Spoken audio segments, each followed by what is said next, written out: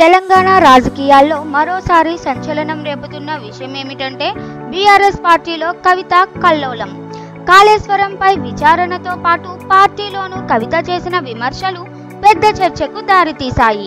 ఇంతకాలం కేసీఆర్ కుటుంబమే పార్టీకి బలం అనుకుంటే ఇప్పుడు అదే కుటుంబం బీఆర్ఎస్ లో చిచ్చు రేపుతోంది.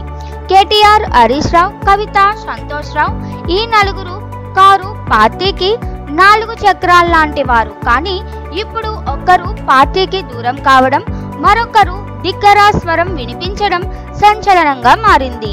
ఇక కవితపై క్రమశిక్షణా చర్యలపై చర్చ మొదలైంది.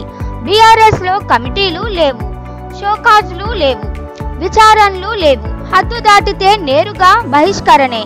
గతంలో విజయశాంతి, అలే నరేంద్ర, ఇటీల రాజేందర్ లాంటి పెద్ద నేతలపై కూడా పార్టీ నేరుగా బహిష్కరణ వేటు వేసింది. ఇప్పుడు కవితపై కూడా అలాంటి చర్యలు తీసుకుంటారా అన్నది పెద్ద ప్రశ్నగా మారింది. కేసీఆర్ తుది నిర్ణయం ఏమిటన్నది మాత్రమే కాకుండా బీఆర్ఎస్ భవిష్యత్ దిశే ఈ నిర్ణయంతో మారబోతోందని విశ్లేషకులు చెబుతున్నారు.